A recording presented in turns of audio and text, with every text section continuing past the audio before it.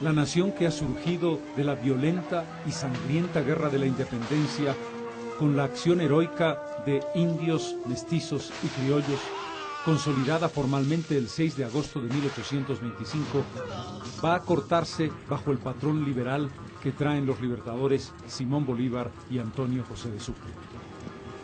Bolívar cree en la construcción del ciudadano y en la defensa del individuo como la base de la sociedad democrática. Por eso, los decretos que va a dictar directamente vinculados al mundo indígena.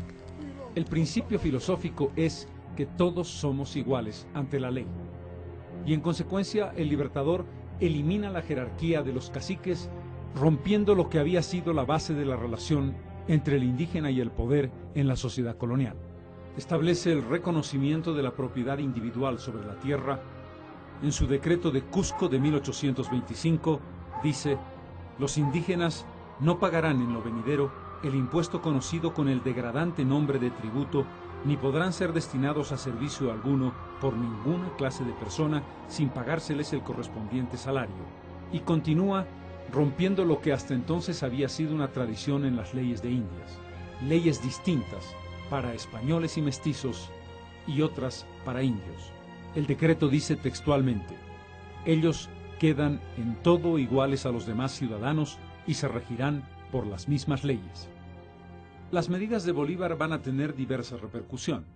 El sentido del individuo como eje del reconocimiento del Estado no toma en consideración la visión comunitarista de la sociedad andina sobre la que basó históricamente sus relaciones de trabajo y de producción.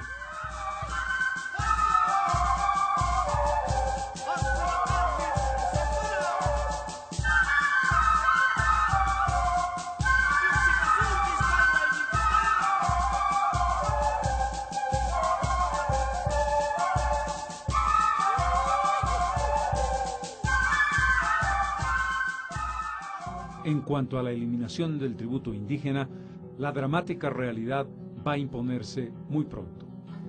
A la salida de Bolívar y con el gobierno del mariscal Sucre, el Estado boliviano comienza a entrar en déficit hasta acercarse al colapso. Apenas un año y medio después de la decisión bolivariana, el mariscal Sucre tiene que reponer el tributo indígena porque si no, el erario nacional no alcanza para pagar ni siquiera los sueldos de los empleados públicos. Una de las grandes paradojas del Estado boliviano recién surgido es que va a vivir del tributo indígena, va a apoyarse sobre sus hombros y le va a dar definitivamente la espalda.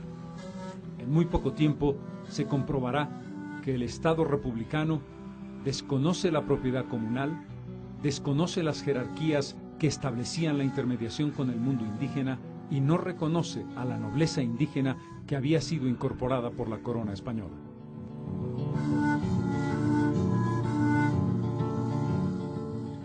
En 1829 llega a la presidencia de Bolivia un hombre que tiene sangre de la nobleza indígena en las venas.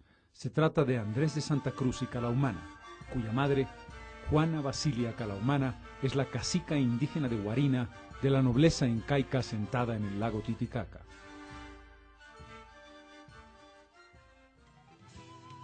Si por una parte los indígenas de Bolivia contribuían directamente al funcionamiento del Estado a través del tributo, por la otra, su producción agrícola fue fundamental para el abastecimiento alimentario de la mayor parte del país. Algo parecido ocurría en la zona de los llanos, también en lo que toca a la producción textil y alimentaria. El tema fundamental del mundo andino es el tema de la tierra. Y va a ser a partir de las políticas agrarias y de tierra de los diferentes gobiernos que se va a establecer, en el fondo, la relación compleja y conflictiva entre las élites que gobiernan y el mundo indígena. En esa dirección, entre 1825 y 1863, las medidas de los diversos gobiernos no resuelven el problema, pero tampoco agudizan un proceso de expoliación. En 1863, el presidente Achá establece el derecho de todo indígena sin tierra a recibir una parcela en diferentes dimensiones si se trata de tierras de riego temporal o de secano.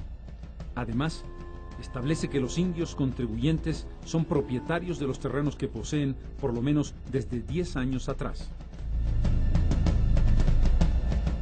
Pero va a ser algo muy efímero. Pocos años después, en 1866, comienza la política real de expoliación de las propiedades de tierras de comunidad y la apropiación por las élites que gobiernan de buena parte de las tierras del altiplano y los valles. Mariano Melgarejo dicta el 20 de mayo de 1866 una disposición por la cual se despojaba a las comunidades de sus tierras que debían ser adquiridas por cada uno de los comunarios de modo individual, previo pago de un título que costaba entre 25 y 100 pesos, sin cuyo requisito la tierra pasaba al Estado en el plazo de 60 días. El gobierno se reservaba el derecho de rematar esas propiedades a quien le interesara. El despojo se hizo con empleo del ejército y con abusos y matanzas de indios. Los beneficiarios fueron muchas veces gente del propio gobierno.